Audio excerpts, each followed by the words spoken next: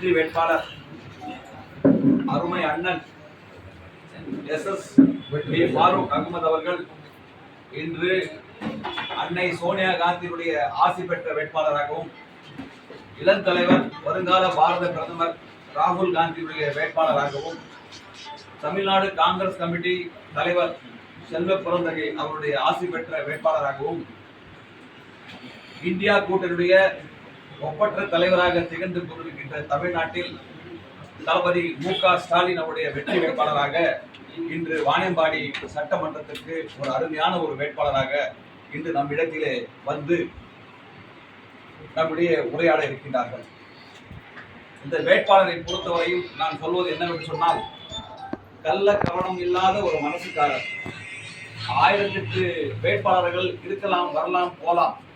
ஆனால் மனதில் தோன்றவதை சொல்லிவிட்டு செய்கின்ற எந்த ஒரு உள்மனதில் ஒரு கெட்ட எண்ணத்தை ஏற்படுத்தி செயல்படுகின்ற ஒரு நபராக இல்லாமல் நல்ல எண்ணத்தோடு இந்த நாட்டு மக்களுக்கு, சட்டமன்றத்தில் இருக்கிற அனைத்து சமுதாய மக்களுக்கும் ஏற்றம் இறக்கம் பாராமல், ஏழை பணக்காரர் என்ற வேறுபாடு இல்லாமல் நம்மிடையே ஜாதி இல்லாத ஒரு ஒப்பற்ற தலைவராக இன்று நம்மிடையே ஒரு வாணியம்பாடிக்கு ஒரு MLA-வாக தேர்ந்தெடுக்க போகிற ஒரு வெற்றி வேட்பாளராக இருக்கின்றார்.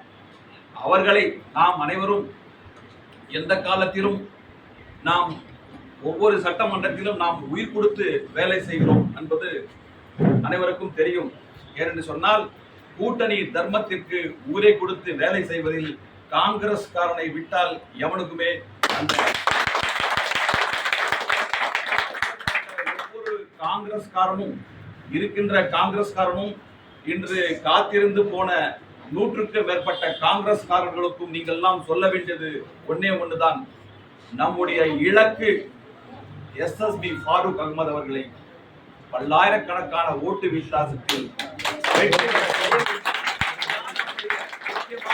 குறிக்கோளாக இன்று முதல் நீங்கள் நடையை கட்டினால் எங்கு பார்த்தாலும் ஏணி சின்னத்திலே ஓட்டு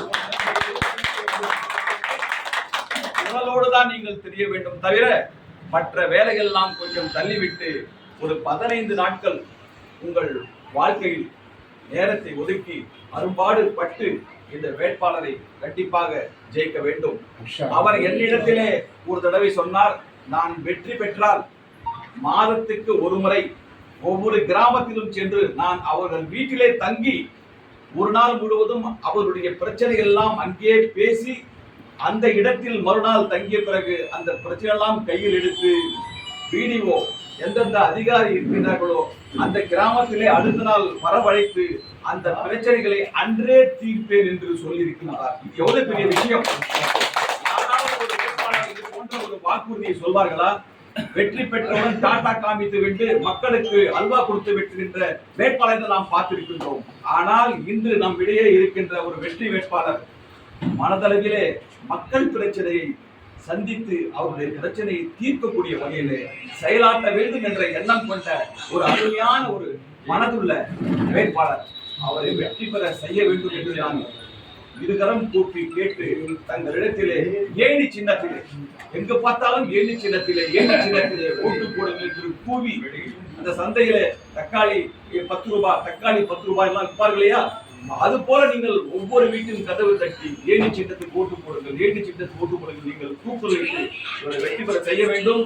அந்த வெற்றிக்கு முன் உதாரணமாக காங்கிரஸ் பேரியக்கம் இருக்கும் என்பது இந்த நேரத்தில் உங்களுக்கு